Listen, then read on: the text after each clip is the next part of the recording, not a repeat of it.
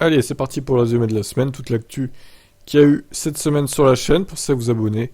Surtout, c'est important. Et à activer la cloche, également très important. Allez, c'est parti pour le résumé de la semaine.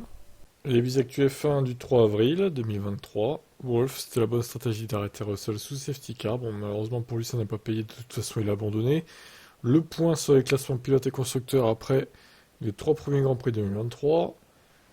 Le format sprint de Bakou se précise, mais toujours sujet à validation par la FIA. Donc ils ont 4 semaines, un peu moins, du coup 3 semaines et demie pour clarifier tout ça et officialiser tout ça. Je pense qu'ils auront le temps.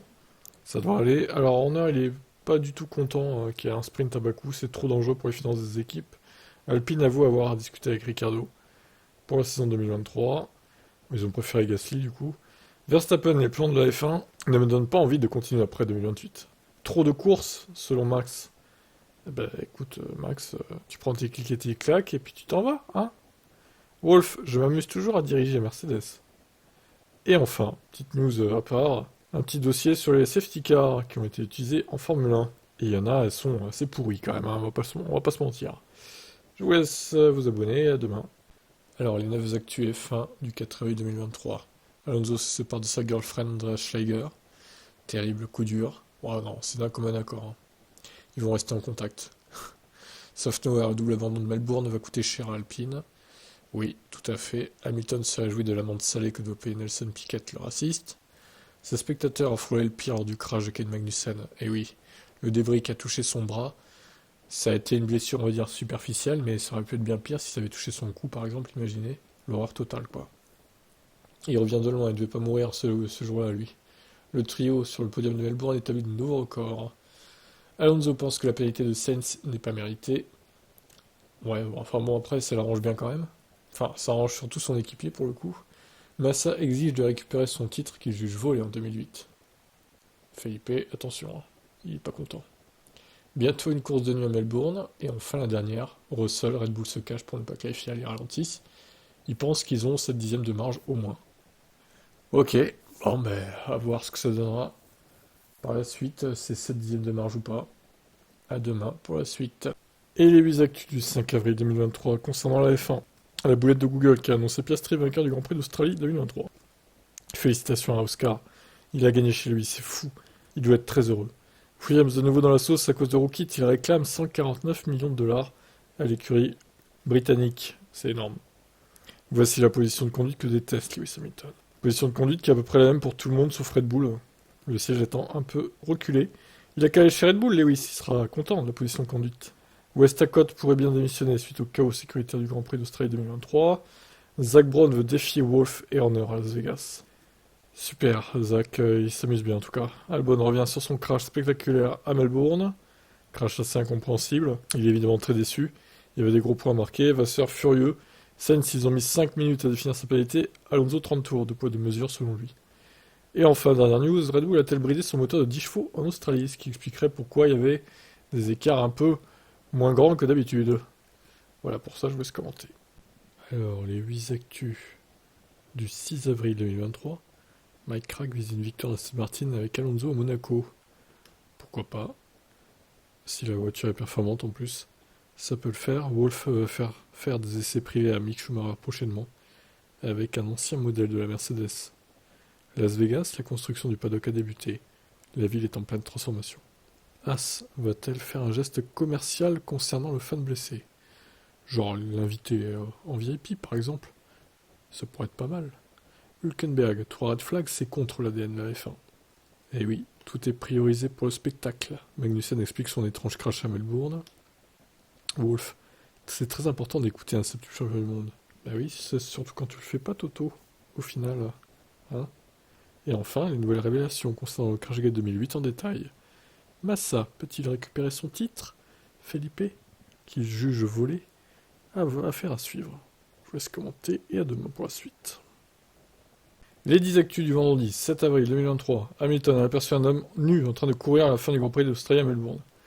Tout va bien, hein, c'était vraiment n'importe quoi cette course du début à la fin. Wolf fait partie du club très restreint des milliardaires du sport. Incroyable, Toto Wolff, le milliardaire, j'aurais pas pensé qu'il serait si riche que ça, mais c'est le cas. Urgent, Ferrari demande le retrait de la pénalité de Sainz 5 jours après la fin de la course. Là, je comprends pas pourquoi c'est si tard à Ferrari. Il fallait le faire dès le dimanche, en fait. Pourquoi ne pas avoir reporté la réclamation comme As avait fait d'ailleurs? Pourquoi ne pas avoir fait ça le dimanche? Au lieu de casser les couilles 5 jours après, je comprends pas, franchement. Quoi il joue, quoi. La presse hollandaise se dit menacée de mort par des fans de Perez. La presse hollandaise qui a prêté des propos racistes envers Sergio Perez. Pas tous les journalistes hollandais, on va pas non plus les mettre dans le même sac, mais certains d'entre eux, effectivement, sont racistes. Donc, d'un côté, on peut comprendre les fans de Perez, ils sont ulcérés par ça, quoi, en fait. Vasseur, la pénalité de Red Bull concernant le budget de cap est trop légère, elle ne sert à rien. Ça, on est d'accord. Je dois valider mon identité. Bah écoutez, non. Je sais que c'est moi, donc voilà. Tais-toi, YouTube. Laurence Stroll ne serait pas satisfait des résultats actuels d'Aston Martin. Bah, Laurence, tu veux quoi? Des victoires toutes les courses? Pour l'instant, c'est pas le cas. James Allison pense lui aussi que Red Bull a bridé sa voiture en Australie. En attendant l'annonce de la FIA, Vasseur confirme qu'il y aura bien 2 qualifieurs des sprints maintenant à partir de Bakou. On attend juste l'annonce officielle de la F1. Hamilton, je déteste conduire des voitures qui sont lentes. Logique, Lewis. Et enfin, Mercedes aurait proposé 40 millions d'euros par saison à Newey pour rejoindre l'écurie, donc en tant qu'ingénieur, évidemment en chef. Mais il a refusé. Et Ferrari, il y a quelques années, lui a proposé 20 millions par saison. Il a refusé aussi. Sachant que Red Bull le paye 12 millions, a priori.